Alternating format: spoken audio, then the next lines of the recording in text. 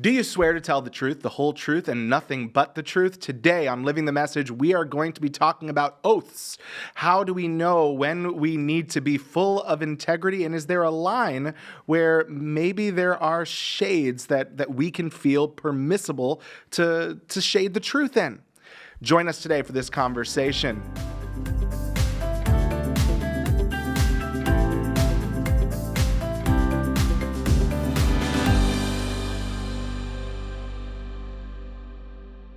Hey, this is Living the Message, where we discuss how the message of Christ might dwell among us richly. I'm Pastor Eric Targe, and I'm here with Senior Pastor of the Moody Church, Philip Miller. Hey, Philip. Hey, Eric. How are you doing? Doing well. Today we're looking at a passage of Scripture that I think is often used simply as more of a proof text, right? It's one that people will go to when they're upset with someone. Hey, you're supposed to let your yes be yes and your no be no. But this past week, in the message, we actually really dug into the meaning behind this passage. Would you be willing to read it for us? Yeah, absolutely. So we're in Matthew chapter 5, and looking down at verse 33, where Jesus says, again, you've heard it said to those of old, you shall not swear falsely, but shall perform to the Lord what you have sworn. But I say to you, don't take an oath at all, either by heaven, for it is the throne of God, by earth, for it's his footstool, by Jerusalem, for it's the city of the great king. And don't take an oath by your head. You can't make any of your hair white or black, although some people have tried, right? Yeah, not naturally. You can't do that. But let what you simply say be yes or no. Anything more than this comes from evil. So, yeah, powerful stuff. It is powerful, but what is he actually talking? So what is an oath? Because there are some people that would look at that and say, okay, I can never make a promise, right?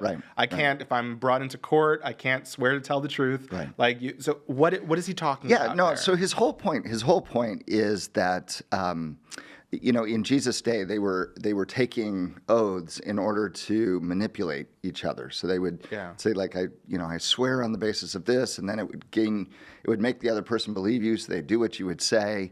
And then they had all these little fine print loopholes to wiggle out of the oaths, and you see all this stuff. I mean, we can't get into all that here, but basically what Jesus is saying is two things.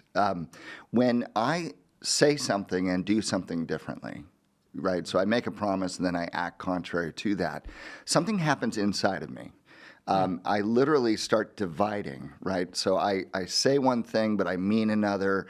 I act one way, but then I'm really different, or the words I use are not matching my behavior. There's a bifurcation, there's a division, a disintegration of myself. And when I do that, actually, if you think about it, lying is hard. You have to remember who you've lied to and what you said and what color the car was. And then, you have to, this is why people get caught on the stand all the time, because people can't sustain a lie and a false reality for an extended period of time. Our brains don't like it. We're disintegrating. It's creating enormous amounts of stress in our psyche. It's dehumanizing us. So that's the first thing. It's bad for us when we lie, when we don't have integrity with our words and actions. But the bigger thing that Jesus is after is that it's also manipulative to everyone else around me. An oath is manipulative. Yeah, because if I say, no, I swear, I promise it's true, what I'm trying to do is like build my credibility up so that you believe me, so that you do whatever it is I want you to do. So I can't just say like, no, it's true or whatever, and then if you doubt me, if I feel the need to bolster my credibility in order to get you to do something I want, it's a manipulative interaction. Like I'm controlling and coercive, and I have an agenda. I'm trying to make you do something I want. And Jesus is saying that's disrespectful to our relationships. And then, of course, if we intend to manipulate, like I said this, and I really don't mean to follow through on it. I'm just trying to get you to do something I want, and then I'm going to break my promise later, which is what a lot of people do, right? We have contracts and fine print. We have entire industries that try to make yeses actually say no, and no's mean yes. I mean, politics is full of this. Legal contracts are full of this. If our intent is to try to wriggle out of the promises we're making, so that we win in the relationship or whatever, like that's defrauding, and it's taking advantage of people, and To use Jesus' word, it's evil, right? And so, so that's what Jesus is after. He's talking about the integrity of our hearts that need to be whole and complete and integrated and one. And there ought to be a symmetry between what I say and what I do. That disintegration's bad for me, and it's exploiting other people around me. I don't think I've ever thought about oaths in that way as being manipulative and like just the idea of... They can be. They don't have to be. They don't have to be, but the idea that it can steal from your own integrity is so interesting, right? Because if I swear up and down that, hey, I'm going to do this, then the next time, even if I do it, the next time I tell you something, it's like, well, why didn't he swear? Right. Like we steal from our own relationships and disintegrate them. So when people don't do it, though, right? Like when people don't keep their oaths or don't let their yes be yes and their no be no, when they're tempted to shade the truth, what's happening there? Like what's happening in our heart? Yeah. So this is really important, because this is where the gospel changes us. Okay. So like if you think about it, when you're tempted to lie, when you're tempted to or break a promise, right? It's because you're protecting something. You fear the loss of something. Maybe it's your reputation. Maybe it's financial. Maybe there's some sort of threat to something that's very important to you. And so when the confrontation comes, or the moment comes where you have to either fulfill your promise and you don't want to because it's hard, or you're tempted to shade the truth and be like, no, I wasn't there. You're protecting something. Yeah. And what that shows us is that whatever that is more important than a heart of integrity before God. Because we're willing to sacrifice our integrity, right, in our words, in our actions, our heart. We're willing to sacrifice that to protect whatever it is that we're trying to protect, right? So let's say, maybe let's say you fudge the numbers on something or whatever, which was a bad thing, and all of a sudden you get called into your boss and they're like, hey, these numbers don't line up. I didn't work on that report. Well, what have you just done? Like, you feel the threat to your job, you feel the threat to your reputation, you feel the threat to, like, I'm caught, I'm in trouble here. Yeah. And so the tendency is to be like, oh, let's shift, let's twist, let's obscure, right? And all of that is self-protection. It's protecting something that's important to me, which means that's an idol. Yeah. That thing, whatever it is, my job, my reputation, whatever, has become more important to my heart than living in purity and wholeness before God. So it betrays the idols of my heart. And that's where the gospel comes in. And the gospel says, God's your highest treasure. He's your greatest security, significance, satisfaction in life. He's your identity. You're a child of God. There's nothing more important than your relationship with him. So you can let your reputation go because Christ is your reputation. You can let your job go because Christ will secure you and he is enough for you, right? So like in other words, it puts all those idols in their right place, which allows us then to live with the integrity of a heart that says yes and means it, says no and follows through, right? That's what Jesus is after. And he's saying, look, in the kingdom of heaven, I can give you this kind of heart that is full of integrity and wholeness and rightness before God. That's the righteousness that exceeds the scribes and Pharisees. That's the perfection that is like your Father in heaven. That's what you need. Yeah. Well, I think that's really helpful because in part what you're saying is that temptation, not the actual lying, but the temptation can be a tool to reveal, like, what is the God that I'm worshiping? Where am I tempted? That's right. Like that helps me to see, I might care about this way too much. I might not be valuing God and his provision, his ways at a high enough level. And so so I mean, it's in all of us, that tendency to shift and to disintegrate. And Jesus is saying that, like, that's a symptom of something that's deeply wrong inside. And it's this idolatry that's living like an orphan. Like, I've got to make sure I'm okay. I've got to make sure everything's like, I got to establish my own self. I can't just simply trust that my Heavenly Father has got me and it's going to be okay. I can do the hard thing. Yeah. I can pay the cost and bear it knowing that God is with me and it's going to be all right. So there's some situations like you're talking about there with your boss or in those different things where it's like, I didn't do it. Yes, you did do it. That seem more cut and dry. It's like, own your mistakes. But there are others where it seems to hit on more of the relational factor and hurting someone's feelings. So we had a question that was texted in. Somebody texted in, so Jesus wants us to have integrity, but he also wants us to be kind and thoughtful. I think we both agree with that. Yep. They continue, how do I balance those considerations? For example, how do I respond to the classic question, does this outfit make me look fat? With both integrity and kindness. This is something I've actually asked my wife many times. I put on a suit jacket. I'm like, hey, is this still okay? Can I still wear this? If it buttons, you're all right. Yeah. Lately it hasn't. We're getting there. Yeah, so what do you do with that, right? Yeah, what do you do? Okay, so that's... Do I look fat? Yeah, well... What if you do? Yeah. So obviously, I mean, my guess is this is a marriage, and this is like... Marriage, okay, and this husband or a wife. This happens to me all the time, right? And so here's... Okay, how do you think through that, right? Okay. You want to be a person of integrity. You don't want to just say what the person's wanting to hear. That's what we tend to want to do. Just want to give them what they want to hear, tell them what they want to hear, and just take the awkwardness away, right? And but honestly, if you do that, people know you're doing that. They know, and then they know I'm not actually getting feedback here. I'm just trying to get ego strokes.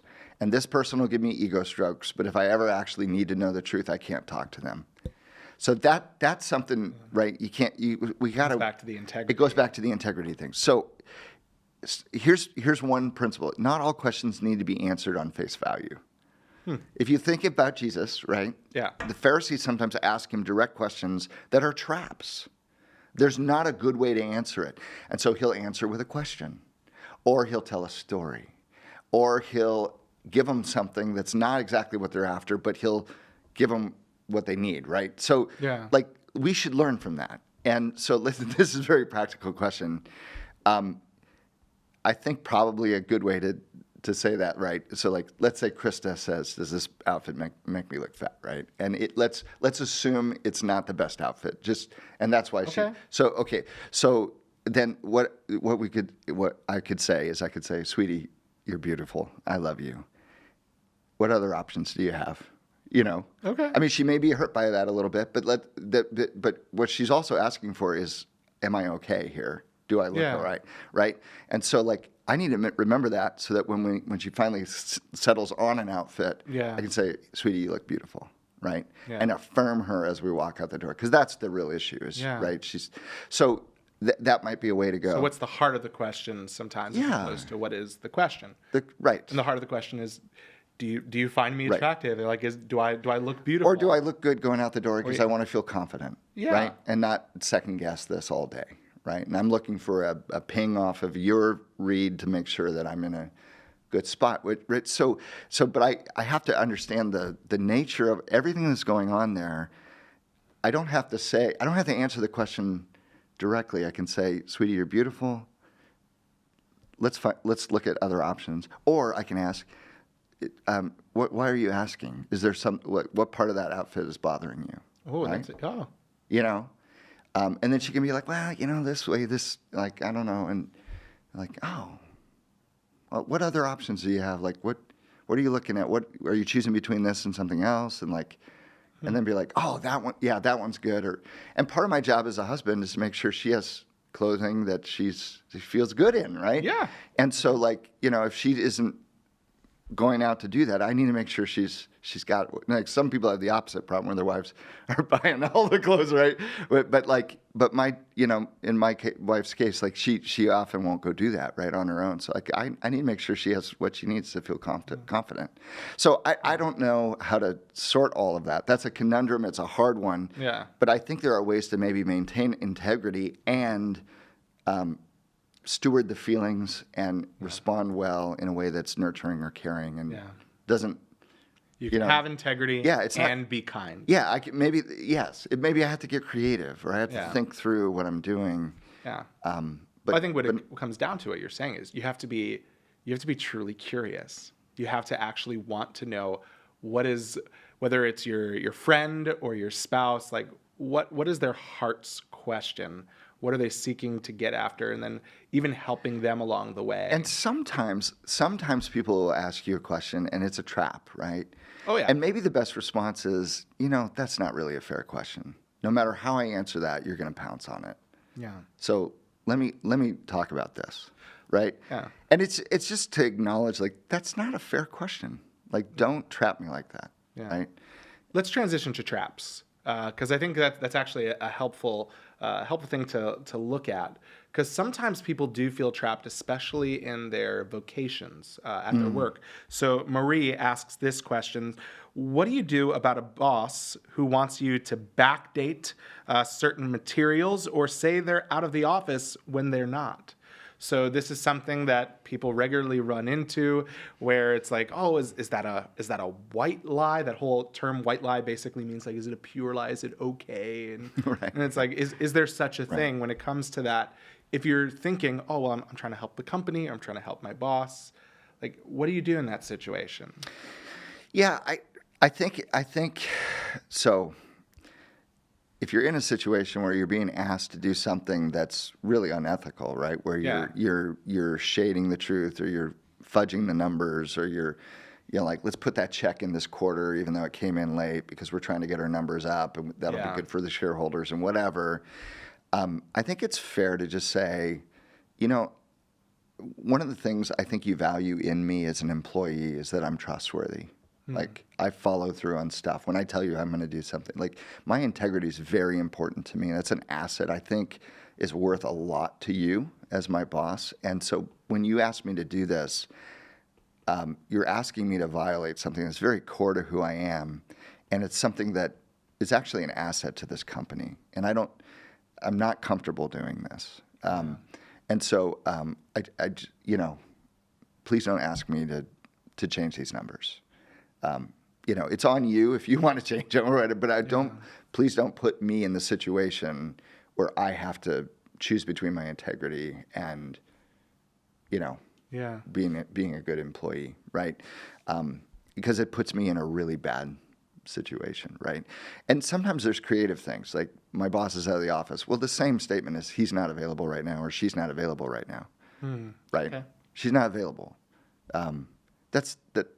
There's probably ways to say those things. I know what people mean. I think sometimes we hide behind language it's just a little untruth.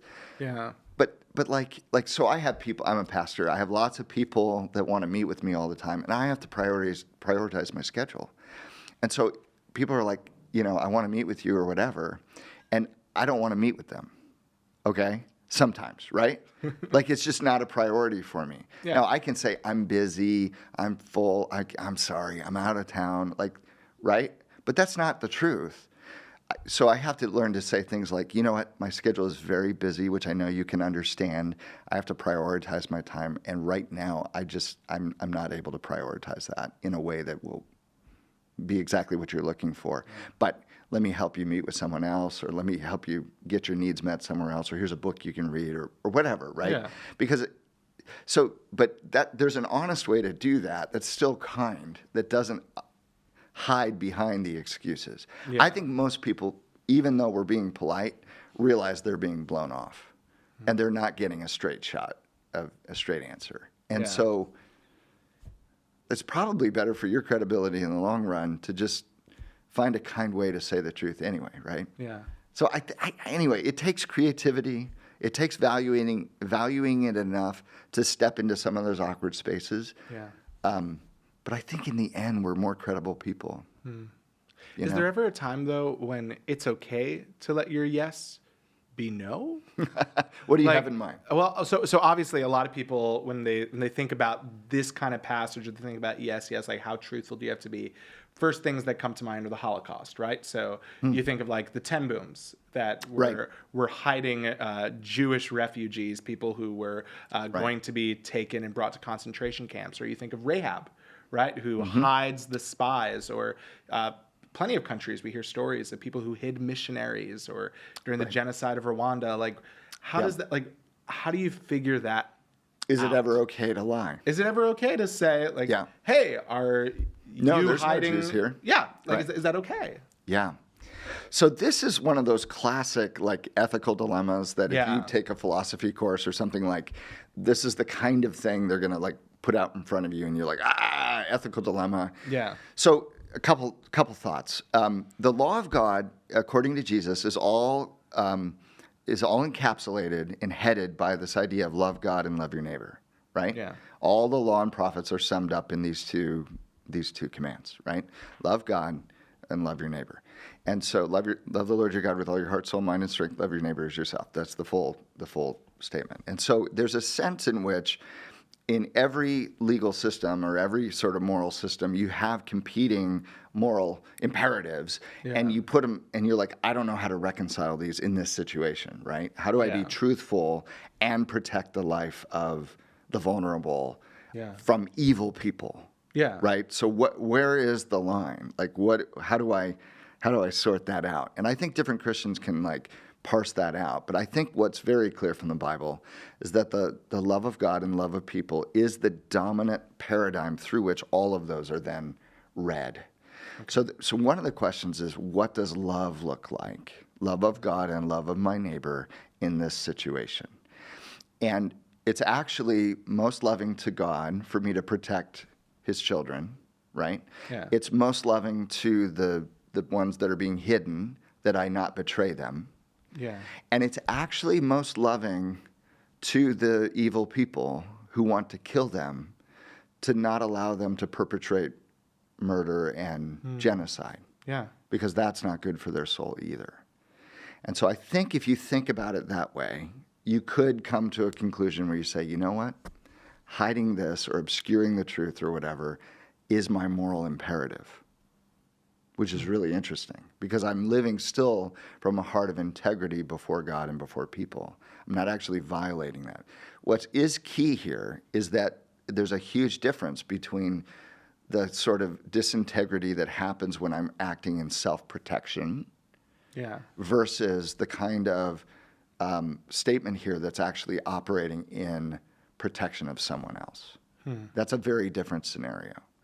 And so I think that's helpful. I think it's also helpful to recognize that at some point, evil people don't deserve the truth.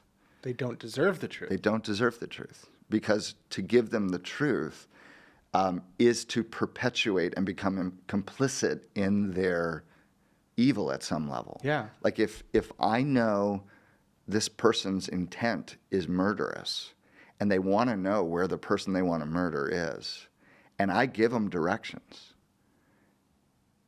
I have enabled evil to take place. Yeah. Right? And so like part of my job in that moment is to not participate in evil. And so you see what I'm saying? So like so this is very complicated.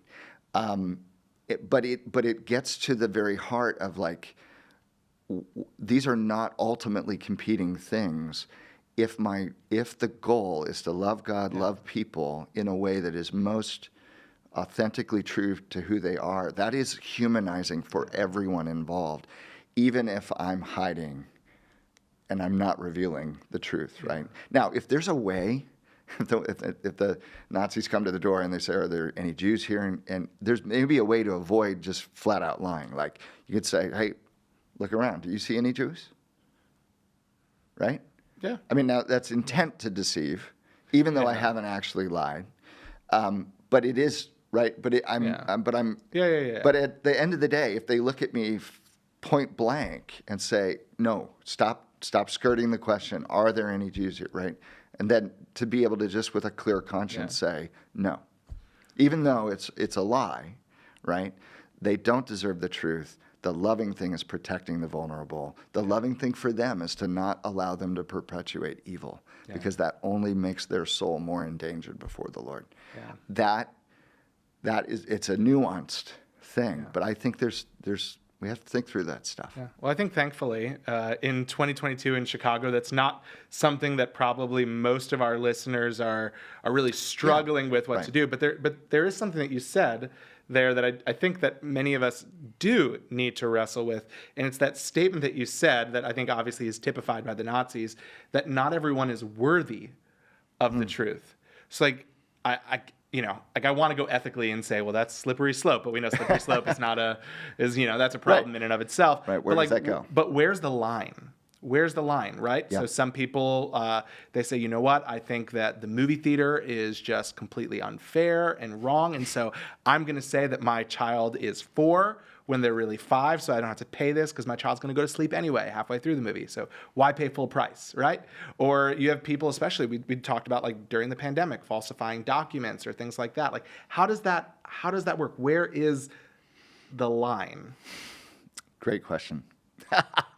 So here's the thing. I think one of the questions is, it's one thing for it to be evil. Okay, movie theater's not evil. They're not killing people if I tell them the age of my child, right? They're just, you don't, the That'd be real pretty issue. intense. So the question, the question. Don't go to that movie theater. Right. The question is, again, is this protecting something about me? Am I trying to come out ahead here? Yeah. In which case it's a self-serving deceit, right? Yeah. Rather than protecting someone else or keeping evil from taking place. That's very different. That's very different. The thing is, I don't want to pay $6.95 for my child to watch a movie. I'm trying to save $7. Yeah. And the question then is $7 worth the loss of integrity to your soul? That's a really cheap way to sell your soul, honestly. Yeah. It's a really low price.